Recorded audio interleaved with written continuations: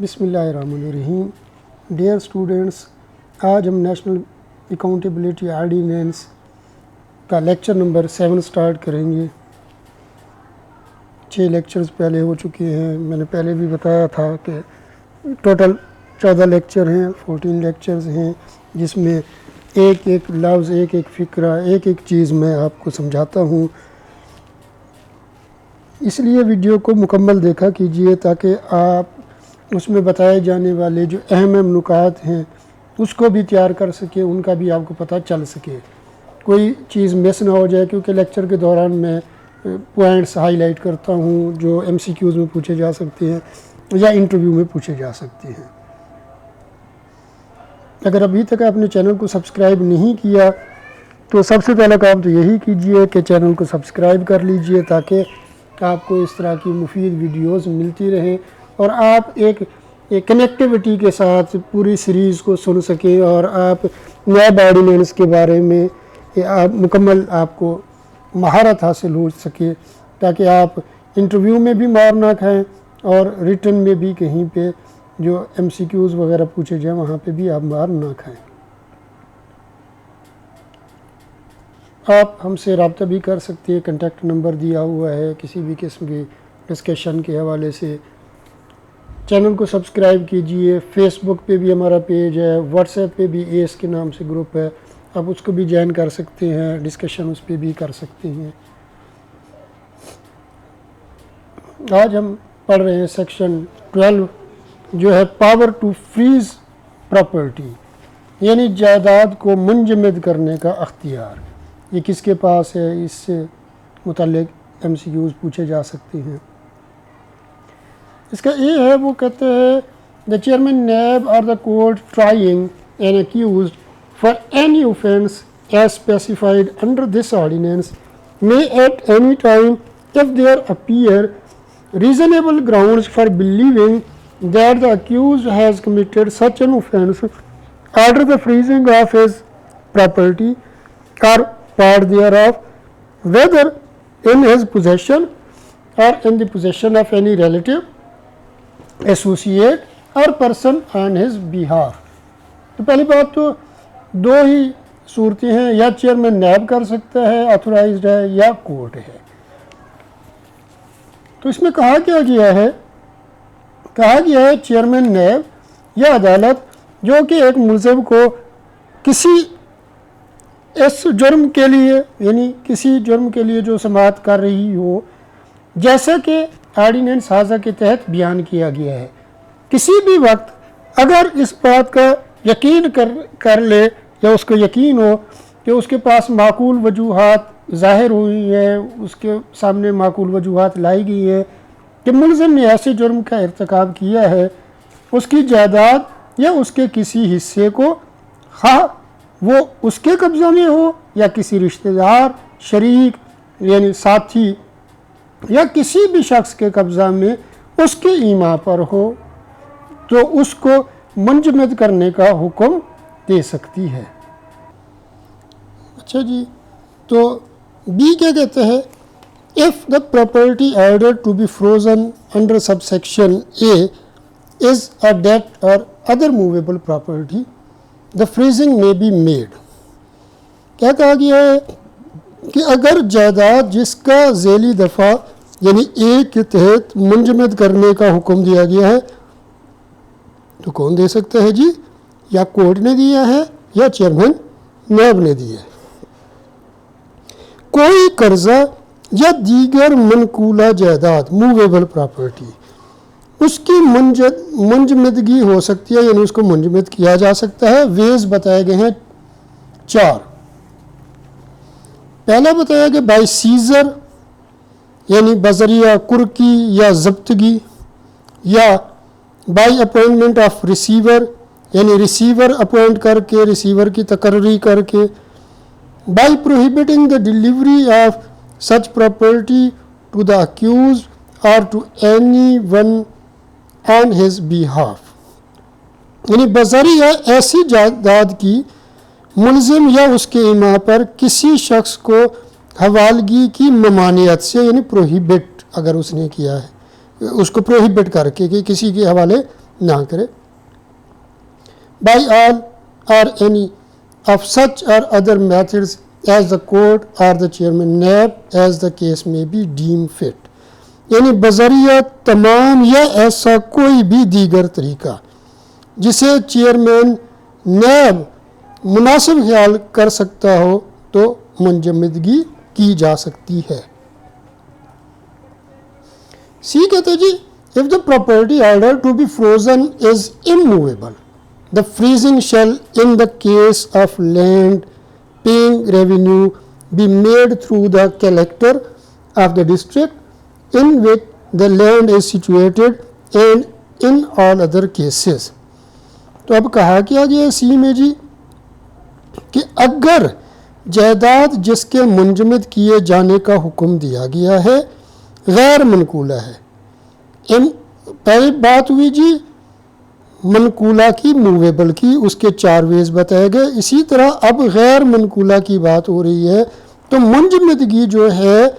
वो मालिया अदा करने वाली अराजी की सूरत में, यानी रेवेन्यू की सूरत में, लैंड रेवेन्यू मालिया अराजी यानी ज़मीन की जो उस ज़िला के कलेक्टर के ज़रिए की जाएगी. अब मूवेबल है, इमूवेबल की सूरत में डिस्ट्रिक्ट कलेक्टर के ज़रिए की जाएगी. ये MCQs में पूछा जा सकता है जी. जिसमें यानी कौन सा डिस्ट्रिक्ट कलेक्टर, कौन सा ज़िला जिसमें वो ज़मीन यानी वो अराजी वाक़ है. और बाकी तमाम दीगर सूरतों में यहाँ पे फिर 4 ऑप्शन दिए गए हैं जी, 4 वेज बताए गए हैं, सूरतें बताई गई हैं. बाई टेकिंग पोजेशन यानी कब्ज़ा लिए जाने के ज़रिए, यानी कब्ज़ा लेके, या फिर क्या बताया गया bye appointment of receiver, receiver appoint किया जा सकता है. और bye prohibiting the payment of rent और delivery of property to the accused और to any other person on his behalf. यानी दूसरी बात तो थी जी रिसीवर मुकर्रर करने के ज़रिए. अब तीसरी बात क्या है, मुलज़िम या उसके ईमा पर किसी शख्स को किराया की अदायगी या जायदाद की हवालगी की ममानियत के ज़रिए, यानी मना कर दिया जाएगा कि रेंट नहीं देना और जायदाद हवाले नहीं करनी. और नंबर 4 जो है बाई ऑल और any of such methods as the chairman नैब और the court may deem fit. अब यहाँ पे एक डिफरेंस आ गया है क्योंकि जो मूवेबल की सूरत थी उसमें सिर्फ क्या बताया गया था, चेयरमैन साहब के ज़रिए, चेयरमैन नैब के ज़रिए. लेकिन इमूवेबल की सूरत में क्या बताया गया है, 2 चेयरमैन नैब भी या कोर्ट सॉरी. यानी क्या है जी, क्या किया जाएगा, बज़रिया तमाम ऐसे किसी तरीक़ों से जिसे चेयरमैन नैब या कौन जी अदालत मुनासिब ख्याल करे.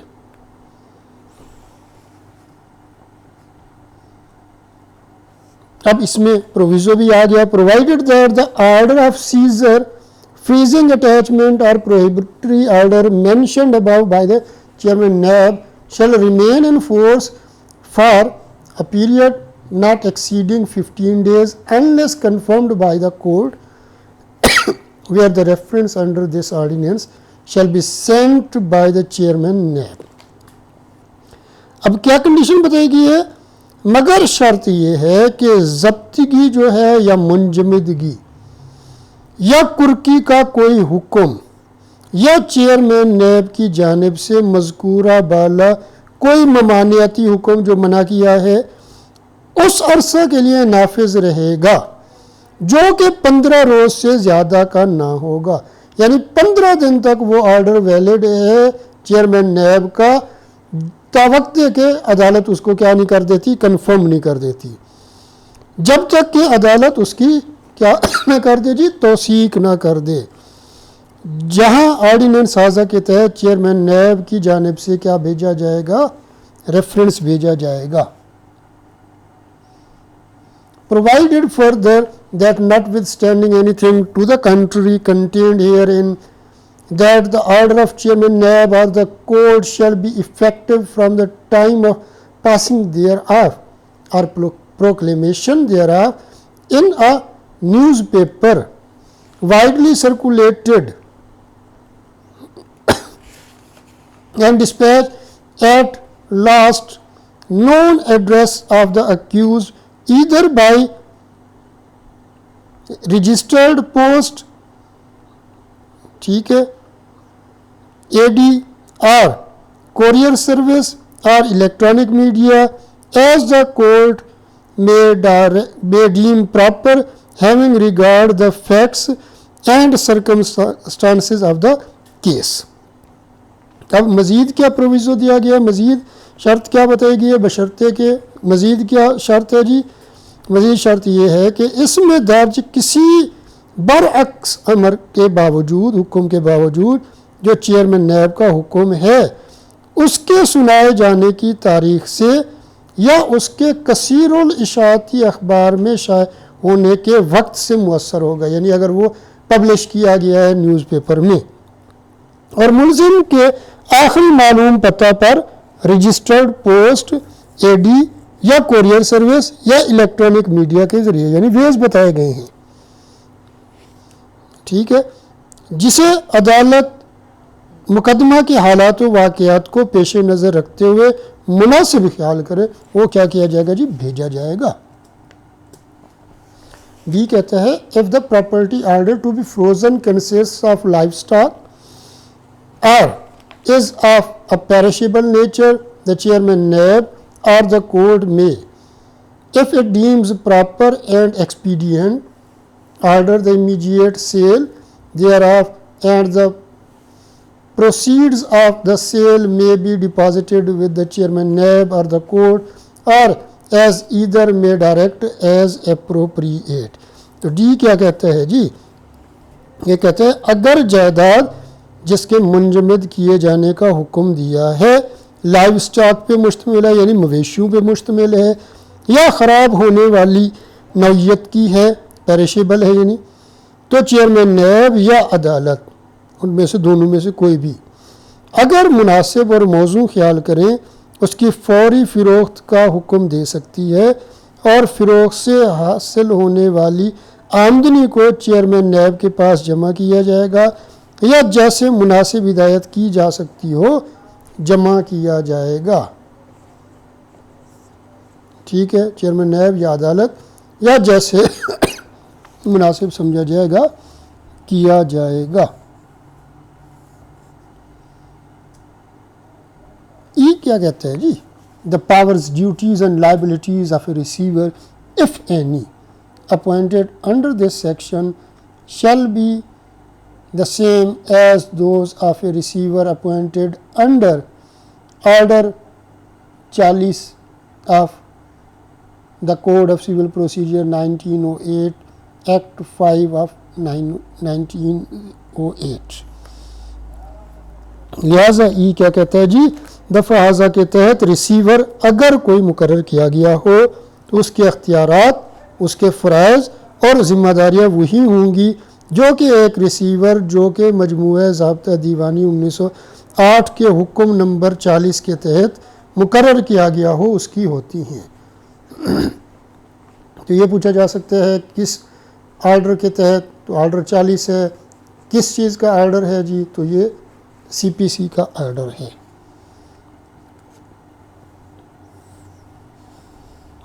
اب جی F کیا کہتا ہے, F کہتے ہیں the order of freezing mentioned in subsections A to E shall remain operative until the final disposal of the case by the court, and in the event of the acquittal of the accused shall continue to remain operative for a period of 10 years after receipt of certified copy of the order of acquittal or release by NAB, whereafter it shall be subject to an order by the court in which an appeal, if any, is filed. لہٰذا F کیا کہتے ہیں جی, ذیلی دفعات یعنی جو اوپر بیان کی گئی ہیں اے سے لے کر ای تک, ان میں جو ذکر کیا گیا ہے, مذکور کیا گیا ہے, جو منجمدگی کا حکم جو آرڈر ہے وہ نافذ العمل رہے گا کب تک جی؟ جب تک کہ مقدمہ کا عدالت کی جانب سے حتمی تصفیہ نہیں ہو جاتا، فیصلہ نہیں آ جاتا،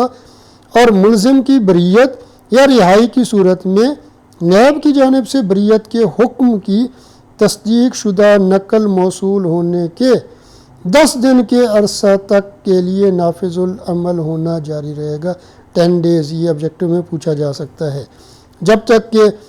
اس کے بعد عدالت کی جانب سے اس حکم کے تابع ہوگا جس میں ایک اپیل اگر کوئی ہے دائر کی جا سکتی ہے، یعنی اپیل بھی آپ اگر کرنا چاہتے ہیں یا اپیل نیب کرنا چاہتی ہے، ایز دا کیس میں بھی۔ اس کے بعد ہے جی سیکشن 13 کلیم اور objection against freezing,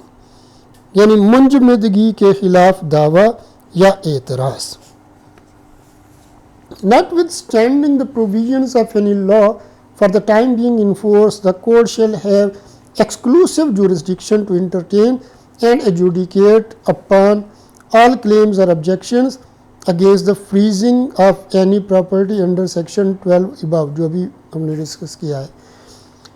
Such claims or objections shall be made before the court within 14 days from the date of order of freezing such property۔ تو اے میں کیا کہا گیا ہے جی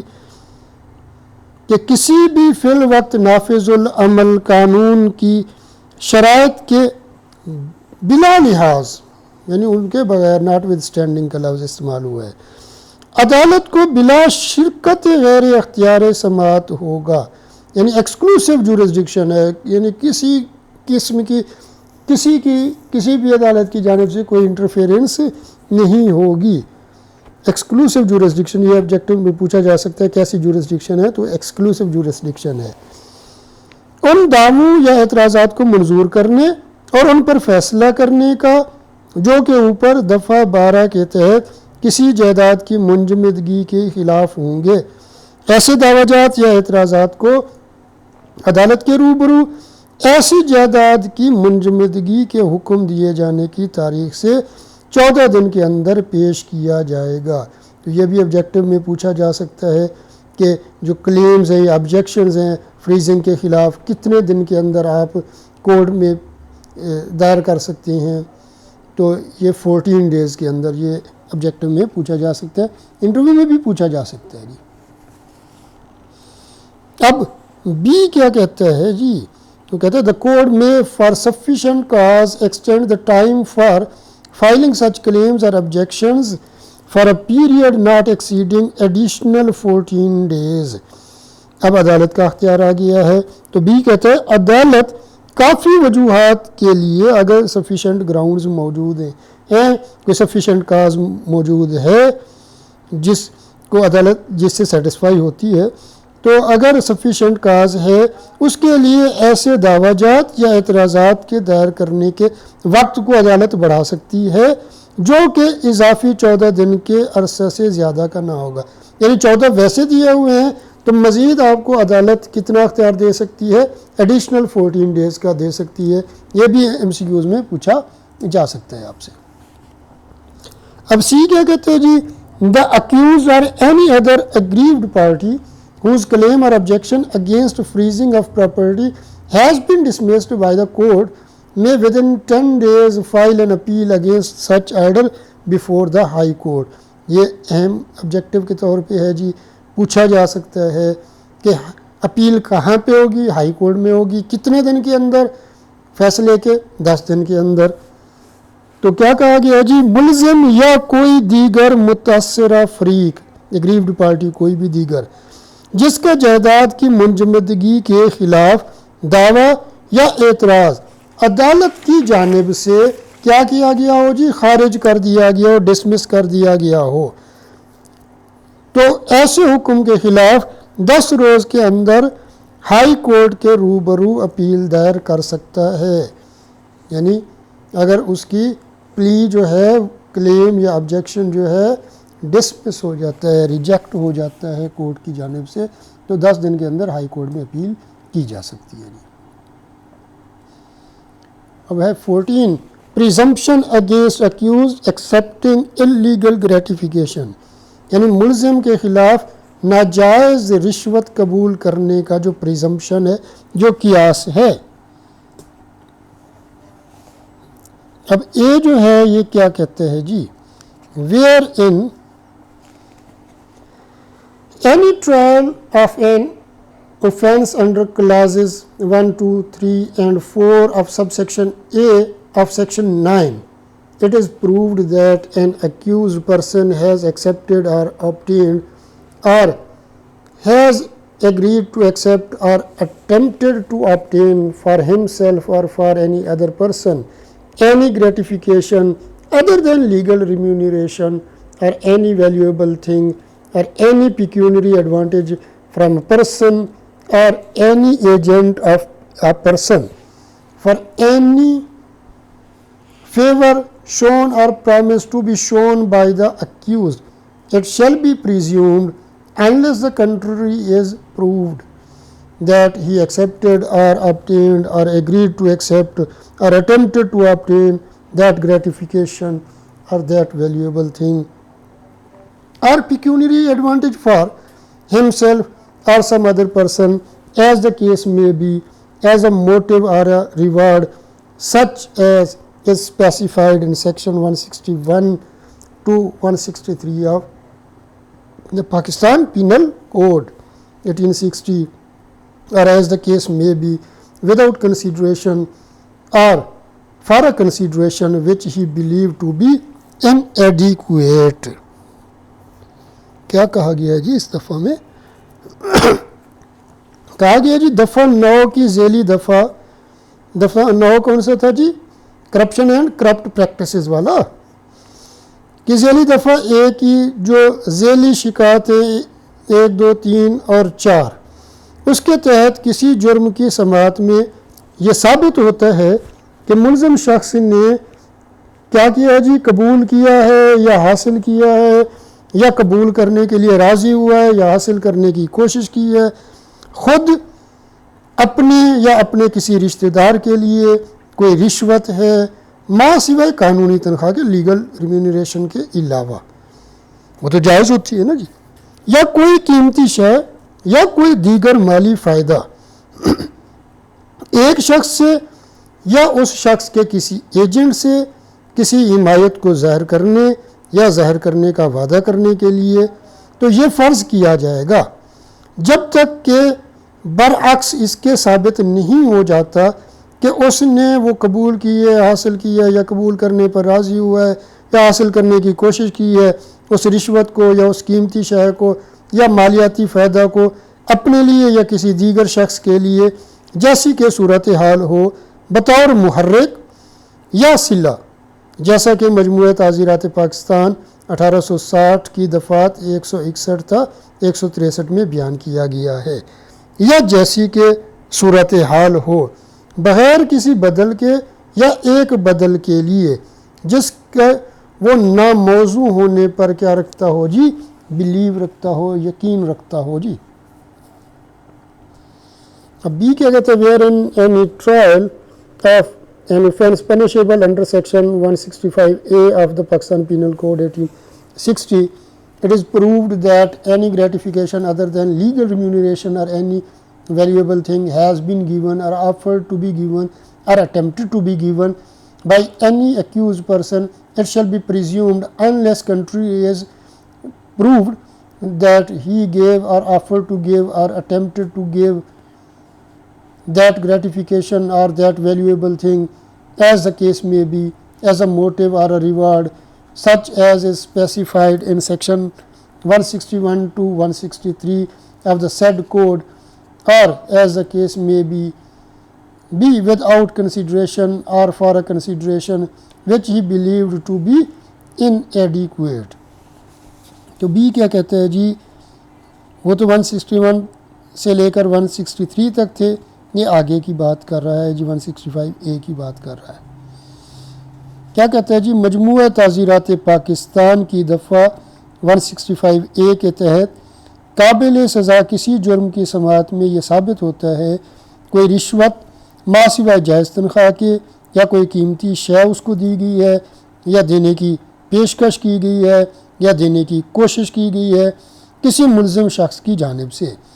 تو یہ پریزیوم کیا جائے گا، یہ فرض کر لیا جائے گا جب تک کہ اس کے برعکس کوئی بات ثابت نہیں ہوتی کہ اس نے اس رشوت یا اس قیمتی شے جیسی کہ صورتحال ہو کو دیا ہے، دینے کی کوشش کی یا کوشش کی بطور محرک یا صلہ کے، جیسا کہ مذکورہ مجموعہ کی دفعات 161 تا 163 میں صراحت کیا گیا ہے، بیان کیا گیا ہے، یا جیسی بھی صورتحال ہو، بغیر کسی بدل کے یا بدل کے جس کو وہ موضوع ہونا اس کا کیا ہو جی یقین ہو۔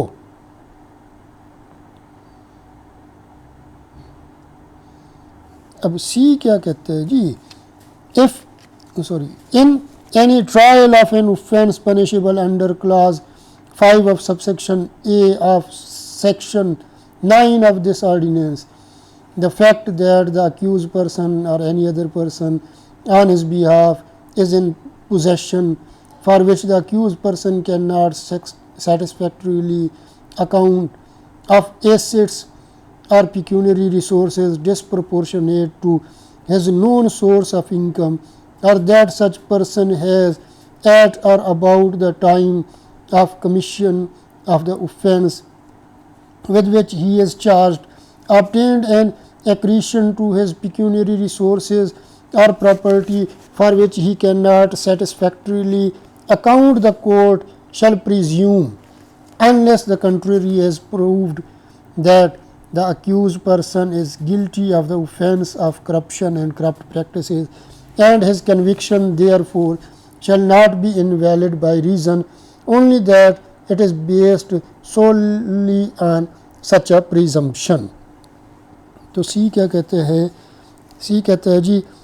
آرڈیننس حاضہ کی دفعہ 9A کی ذیلی شق 5 کے تحت کسی قابل سزا جرم کی سماعت میں یہ حقیقت کہ ملزم شخص یا اس کے ایما پر کوئی شخص کوئی جائیداد یا مالیاتی ذرائع جو کہ اس کی معلوم آمدن سے غیر متوازن ہے اس پہ وہ کیا ہے جی قابض ہے، جس کے لیے ملزم شخص جو ہے تسلی بخش کوئی جواب نہیں دے سکتا، یا ایسے شخص نے جرم کا ارتکاب کرتے وقت یا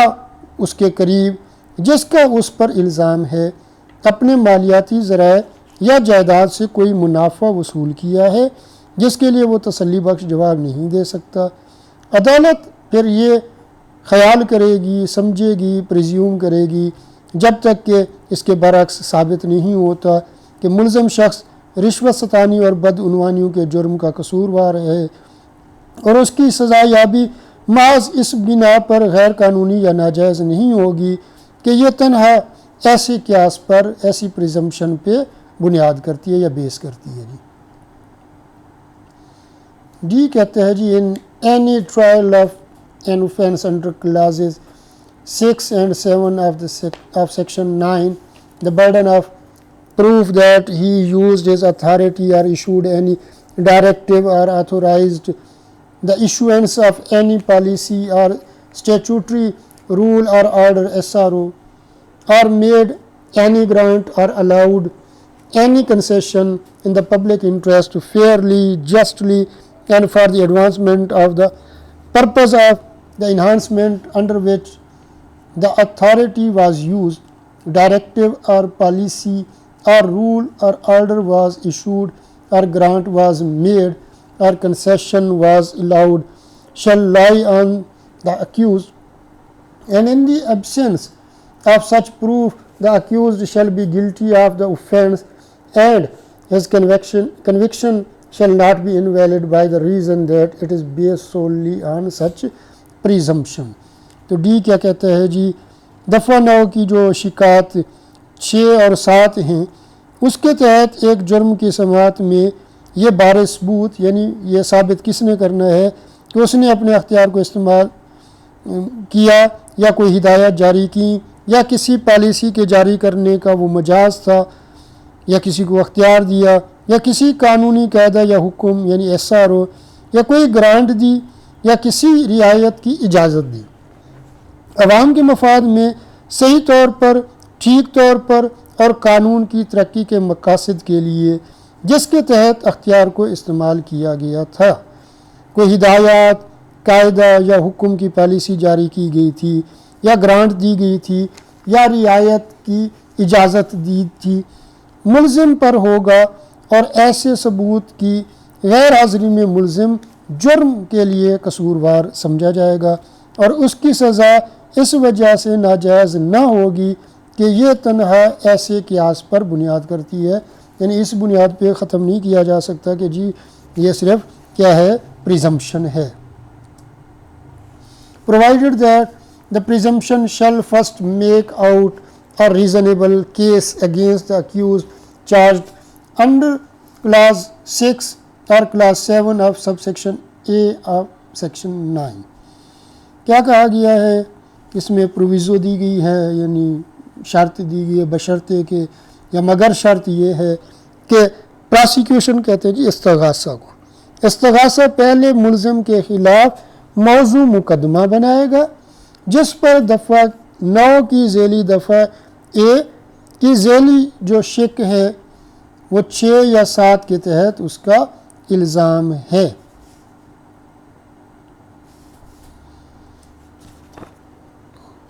Section 15 disqualification to contest elections or to hold public office، یعنی انتخاب لڑنے یا سرکاری عہدہ رکھنے کی ڈسکوالیفیکیشن یعنی نااہلیت۔ یہ کیا کہتا ہے جی؟ where an accused person is convicted for an offence under section 9 of this ordinance he shall forthwith cease to hold public office if any held by him and further he shall stand disqualified for a period of 10 years، یعنی یہ objective میں پوچھا جا سکتا ہے کتنے سال کے لیے، 10 ایئرس کے لیے ڈسکوالیفائی ہو سکتا ہے۔ To be reckoned from the date he is release, کب سے شمار ہوگا؟ جب سے وہ رہا ہوگا۔ After serving the sentence for seeking or from being elected, chosen, appointed or nominated as a member or representative of any public body or any statutory or local authority or in service of Pakistan or of any province۔ تو کیا کہتے ہیں جی؟ یہ جو ہے یہ کہتے ہیں جہاں ایک ملزم شخص جو کہ آرڈیننس سازہ کی دفعہ 9 کے تحت جرم کا سزا یاب ہے، وہ فوری طور پر کسی سرکاری عہدہ کے رکھنے، اگر کوئی عہدہ اس کے پاس ہے،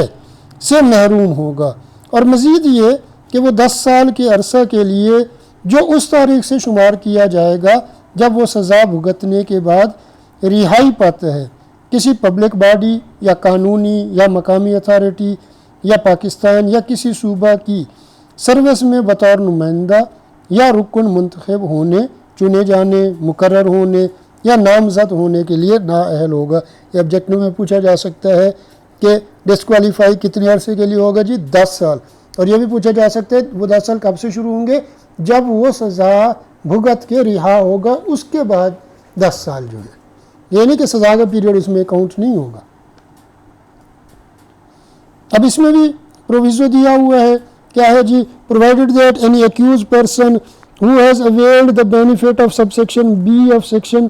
25 shall also be deemed to have been convicted for an offence under this ordinance and shall forthwith cease to hold public office if any held by him,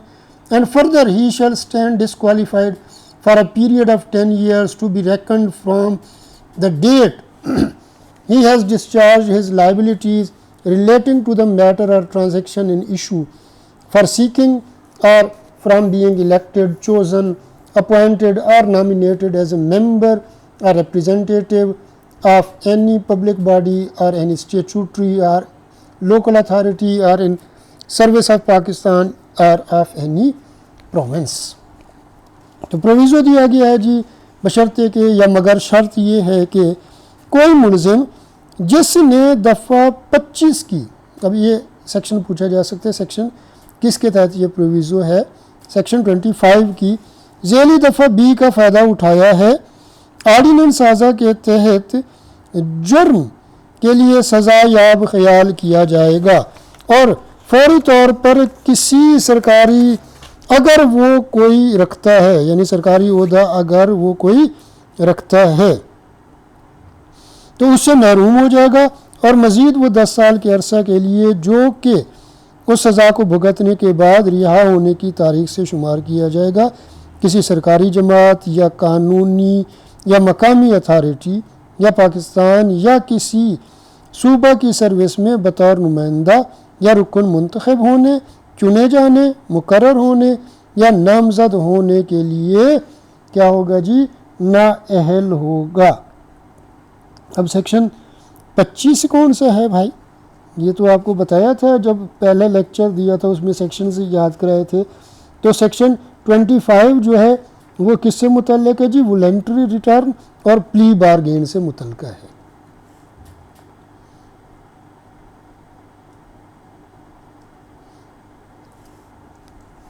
اب اس کا بی کیا کہتے ہیں جی؟ Any person convicted of an offence under section 9 of this ordinance shall not be allowed to apply for or be granted or allowed any financial facilities in the form of any loan or advances or other financial accommodation by any bank or financial institution owned or controlled by the government for a period of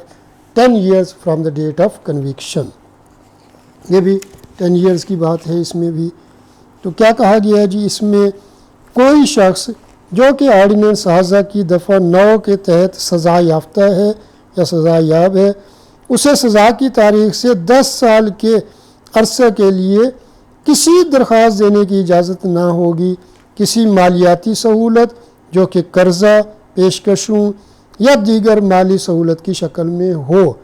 کے لیے، یا کسی مالیاتی سہولت جو کہ قرضہ، پیشکشوں یا دیگر مالی سہولت کی شکل میں ہو، اسے عطا نہیں کیا جائے گا یا اجازت نہیں دی جائے گی۔ کسی بینک یا مالیاتی ادارہ جو حکومت کی ملکیت یا اس کے زیر انتظام ہو، اس کی جانب سے کتنے عرصے کے لیے بتایا گیا جی؟ 10 سال کے لیے۔ 10 سال تک اس کو اجازت نہیں ہوگی۔ امید ہے جی آپ کو لیکچر پسند آیا ہوگا۔ اپنے فیڈ بیک سے نوازا کیجئے، لائک کیجئے۔ اگر ابھی تک چینل کو سبسکرائب نہیں کیا تو چینل کو سبسکرائب کر لیجئے تاکہ آپ کو اس طرح کی مفید ویڈیوز ملتی رہیں گی۔ اپنے دوستوں سے بھی شیئر کیجئے تاکہ ان کا بھی فائدہ ہو سکے، وہ بھی اس لیکچر سے استفادہ کر سکیں۔ اللہ پاک آپ کو آپ کے امتحان میں کامیابی سے ہمکنار فرمائے۔ اللہ حافظ۔